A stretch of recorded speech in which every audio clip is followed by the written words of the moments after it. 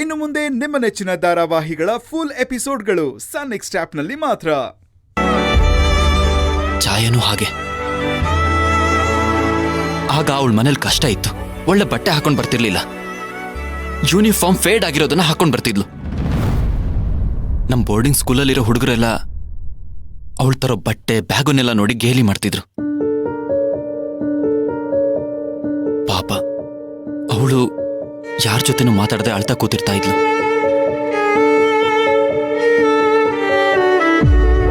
ನಾನು ನೋಡೋಷ್ಟು ನೋಡಿ ಒಂದಿನ ಅವಳನ್ನ ಟೀಸ್ ಮಾಡ್ತಾ ಇರೋ ಹುಡುಗರ ಹತ್ರ ಹೋಗಿ ಹಾಗೆಲ್ಲ ಟೀಸ್ ಮಾಡಬಾರ್ದು ಅಂತ ಜೋರಾಗಿ ಕಿರ್ಚಾಡ್ದೆ.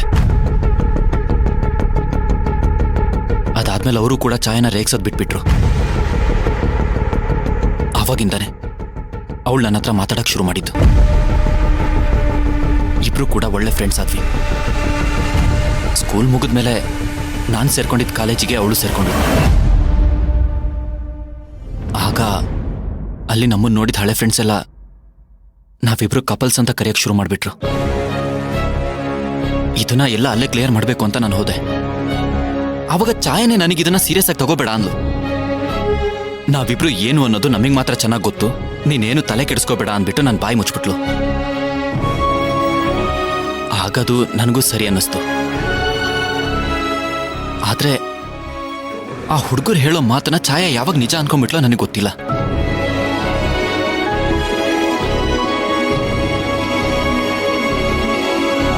ಇದೆಲ್ಲ ಅವಳಪ್ಪ ಅಮ್ಮನಿಗೆ ಗೊತ್ತಿತ್ತಾ? ಇಲ್ಲ ಅನ್ಸುತ್ತೆ. ಒಂದಿನ ಛಾಯಾ ಅವರ ಅಪ್ಪ ಅಮ್ಮ ಯಾವುದೋ ಕೆಲ್ಸದ ಮೇಲೆ ಬೇರೆ ಊರಿಗೆ ಹೋಗ್ಬೇಕಾಗಿತ್ತು. ಆಗ ಅವ್ರ ಅಪ್ಪ ಅಮ್ಮ ನನ್ನ ಹತ್ರ ಬಂದು, ಇಲ್ಲಿ ನಮ್ಮ ರಿಲೇಟಿವ್ಸು ಇಲ್ಲಿಗೆ ಹತ್ರ ಆಗೋವಂಥವ್ರು ಯಾರೂ ಇಲ್ಲ, ಅವಳನ್ನ ಹುಷಾರಾಗಿ ನೋಡ್ಕೊಳಪ್ಪ ಅಂತ ಹೇಳಿದ್ರು. ಆಗ್ಲೂ ನಾನು ಇದ್ರ ಬಗ್ಗೆ ಅಷ್ಟೊಂದು ಸೀರಿಯಸ್ ಆಗಿರ್ಲಿಲ್ಲ. ಆದ್ರೆ ಯಾವಾಗ ಛಾಯಾ ನನಗೆ ಪ್ರಪೋಸ್ ಮಾಡಿದ್ಲು ಆವತ್ತೇ ಅವಳಿಗೆ ಎಲ್ಲ ಅರ್ಥ ಆಗೋ ಥರ ಕರೆಕ್ಟಾಗಿ ಹೇಳಿದ್ದೀನಿ. ಇದ್ರ ಮೇಲೆ ನನಗೆ ಆಸಕ್ತಿ ಇಲ್ಲ, ನಾನು ನಿನ್ನ ಪ್ರೀತಿಸ್ತಾ ಇಲ್ಲ,